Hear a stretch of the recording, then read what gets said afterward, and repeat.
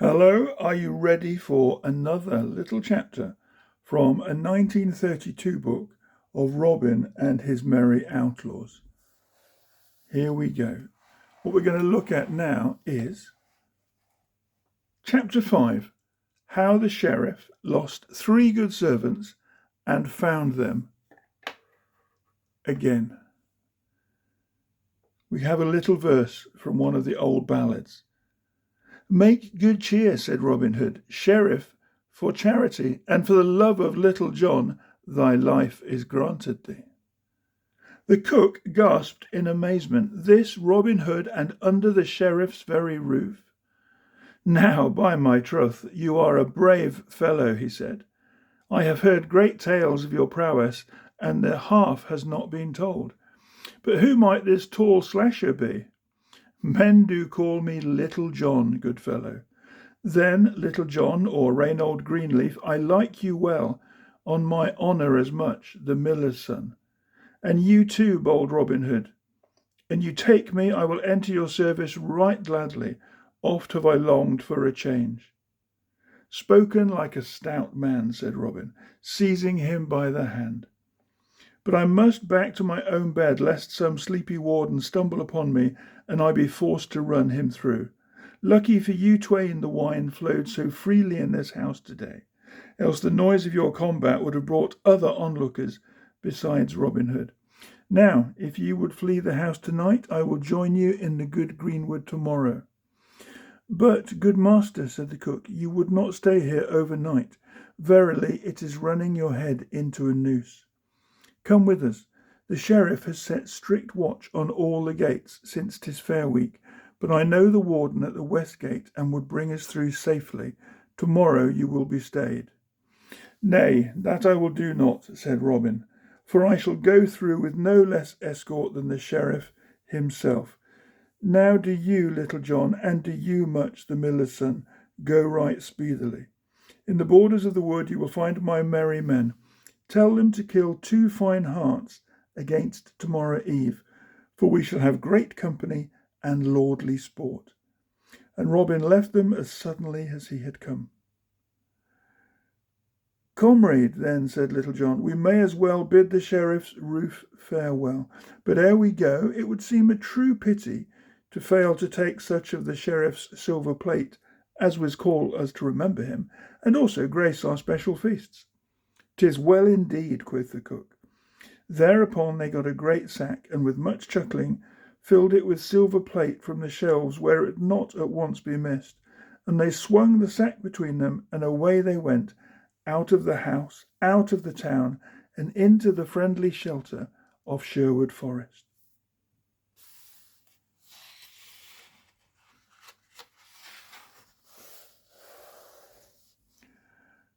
The next morning the servants were late astir in the sheriff's house.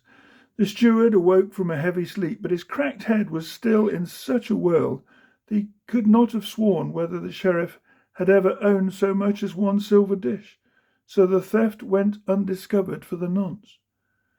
Robin Hood met the sheriff at breakfast, when his host soon spoke of what was upmost in his heart, the purchase of that fine herd of cattle near Gamewell. 'Twas clear that a vision of them, purchased for 20 paltry gold pieces, had been with him all through the night in his dreams.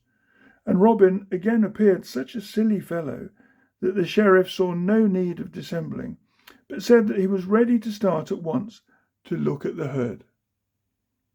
Accordingly they set forth, Robin in his little butcher's cart behind the lean mare, and the sheriff mounted on a horse. Out of Nottingham town, through gates open wide, they proceeded, and took the hill road leading through Sherwood Forest. And as they went on and plunged deeper among the trees, Robin whistled blithely and sang snatches of tunes. "Why are you so gay, fellow?" said the sheriff, for sooth to say the silence of the woods was making him uneasy. "I'm whistling to keep my courage up," replied Robin. "What is there to fear when you have the Sheriff of Nottingham beside you?" quoth the other pompously. Robin scratched his head. "Well, they do say that Robin Hood and his men care little for the sheriff." "Pooh," said the sheriff. I would not give that for their lives if I could once lay hands upon them, and he snapped his fingers angrily. But Robin Hood himself was on this very road the last time I came to town, said the other. The sheriff started at the crackling of a twig under his horse's feet and looked around. Did you see him? He asked. Aye, that I did. He wanted the use of this mare and cart to drive to Nottingham. He said he would fain turn butcher. But see, as he spoke, he came to a turn in the road, and there, before them, stood a herd of the king's deer, feeding. Robin pointed to them and continued, There is my herd of cattle, good Master Sheriff. How do you like them? Are they not fat and fair to see? The sheriff drew rein quickly. Now, fellow, quoth he, I would I were well out of this forest, for I care not to see such herds as these, or such faces as yours. Choose your own way, therefore, whoever you be, and let me go mine. Nay, laughed Robin, seizing the sheriff's bridle, I've been at too much pains to cultivate your company, to forego it now so easily. Besides, I wish you to meet some of my friends. I wish you to meet some of my friends and dine with me, since you have so lately entertained me at your board. So saying, he clapped a horn to his lips and winded 3 merry notes. The deer bounded away, and before the last of them was seen, there came a running and a rustling, and out from behind covert and tree came full 20 of men, clad in Lincoln green, and bearing good yew-bows in their hands, and short swords at their sides. Up they ran to Robin Hood, and doffed their caps to him respectfully, whilst the sheriff sat still from very amazement. Welcome to the greenwood, said one of the leaders, bending the knee with mock reverence before the sheriff. The sheriff glared. It was Little John. Woe the worth, Reynold Greenleaf, he said. You have betrayed me.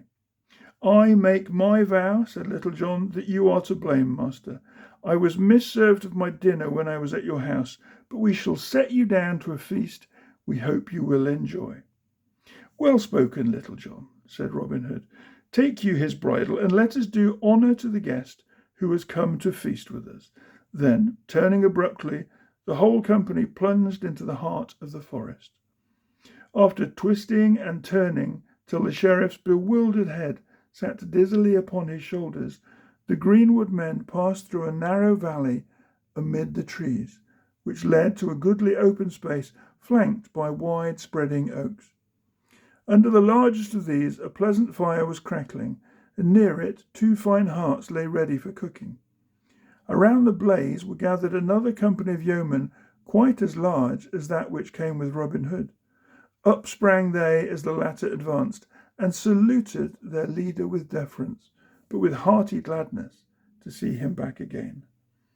That merry wag Will Stutely was in command, and when he saw the pale-faced sheriff being led in like any culprit, he took his cloak and laid it humbly upon the ground, and besought the sheriff to alight upon it, as the ground of Sherwood was unused to such dignitaries.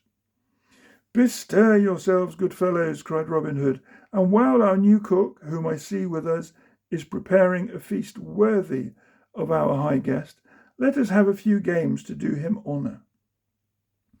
Then, while the whole glade was filled with the savoury smell of roasting venison and fat capons, and brown pasties warmed beside the blaze, and mulled wine sent forth a cordial fragrance, Robin Hood placed the sheriff upon a knoll beside or beneath the largest oak, and sat himself down by him.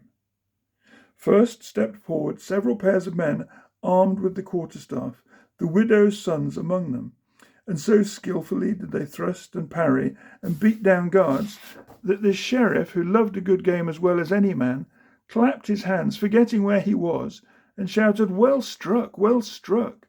Never have I seen such blows at all the fairs of Nottingham. Then the best archers of the band set up a small wand at 80 paces distant, and thereon they affixed a wreath of green, and the archers began to shoot, and he who shot not through the garland without disturbing its leaves and tendrils was fain to submit to a good sound buffet from Little John. But right cunning was the shooting, for the men had spent a certain time in daily practice, and many were the shafts which sped daintily through the circle. Nathless, now and again some luckless fellow would shoot awry, and would be sent spinning from a long-arm blow from the tall lieutenant, while the glade echoed with laughter. And none more hearty a guffaw was given than came from the sheriff's own throat, for the spirit of the greenwood was upon him. But presently his high mood was dashed. The company sat down to the meat, and the guest was treated to two more disturbing surprises. The cook came forward to serve the food, when the sheriff beheld in him his former servant, and one whom he supposed was, at that moment, in the scullery at Nottingham. Much the miller's son grinned by way of answer to the sheriff's amazement, and served the plates, and placed them before the party. Then did the sheriff gasp and fairly choke with rage. The service was his own silverware from the mansion house. "You rascals, you rogues," he spluttered. "Was it not enough to defraud me out of 3 of my servants, that you must also rob me of my best silver service? Nay, by my life, but I will not touch your food." But Robin Hood bade him pause. "Gramercy," quoth he, "servants come and go in merry England, and so does service.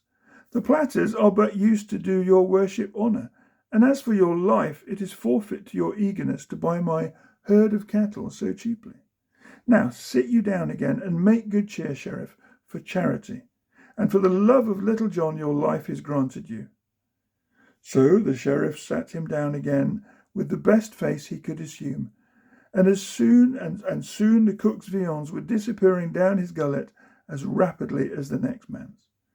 And they feasted royally, and they clinked each other's cups, until the sun had ceased to print the pattern of the leaves upon the forest carpet. Then the sheriff rose, and he said, "I thank you, Robin Hood, one-time butcher, and you, Little John, one-time beggar, and you, Much, one-time cook, and all you good men who have entertained me in Sherwood so well.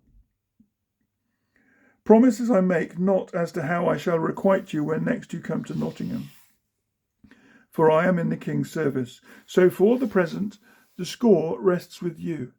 But the shadows grow long, and I must away, if you will be pleased to pilot me to the road." Then Robin Hood and all his men arose and drank the sheriff's health. And Robin said, "If you must needs go at once, we will not detain you, except that you have forgotten 2 things. "What may they be?" asked the sheriff, while his heart sank within him. "You forget that you came with me today to buy a herd of horned beasts. Likewise that he who dines at the Greenwood Inn must pay the landlord." The sheriff fidgeted like a small boy who has forgotten his lesson. "Nay, but I have but a small sum with me," he began apologetically. "What is that sum, gossip?" questioned Little John. "For my own wage should also come out of it." "And mine," said Much. "And mine," smiled Robin. The sheriff caught his breath. "By my troth, are all these silver dishes worth anything?" The outlaws roared heartily at this. "I'll tell you what it is, worship," said Robin. "We 3 rascally servants will compound our back wages for those plates, and we will keep the herd of cattle free for our own use and the king's. But this little tavern bill should be settled. Now, what sum have you about you?" I have only these 20 pieces of gold, and 20 others," said the sheriff, and well it was that he told the truth for once, for Robin said, "Count it, Little John." Little John turned the sheriff's wallet inside out. "'Tis true enough," he said. "Then you shall pay no more than 20 pieces for your entertainment, Excellency," decreed Robin. "Speak I soothly, men of the greenwood?" "Good," echoed the others. "The sheriff should swear by his patron saint that he will not molest us," said Will Stutely, and this addition was carried unanimously. "So be it, then," cried Little John, approaching the sheriff. "Now, swear by your life and your patron saint." "I will swear it by St. George, who is patron of us all," said the sheriff vigorously, "that I will never disturb or distress the outlaws in Sherwood." But let me catch any of you out of Sherwood, he thought to himself. Then the 20 pieces of gold were paid over, and the sheriff once more prepared to depart. Never had we so worshipful a guest before, said Robin, and as the new moon is beginning to silver the leaves, I shall bear you company myself for part of the way. 'Twas I who brought you into the wood. Nay, I protest against you going needlessly far, said the sheriff. But I protest I am loath to lose your company, replied Robin. The next time I may not be so pleased. And he took the sheriff's horse by the bridle rein and led him through the lane and by many a thicket till the main road was reached. Now, fare you well, good sheriff, he said, and when you next think to despoil a poor prodigal, remember the herd you would have bought over against Gamewell. And when next you employ a servant, make certain that he is not employing you. So saying, he smote the nag's haunch, and off went the sheriff upon the road to Nottingham. And that is how you will find from many ballads that came to be sung at the sheriff's expense, and which are known even to the present day, that, I say, is how the sheriff lost 3 good servants and found them again.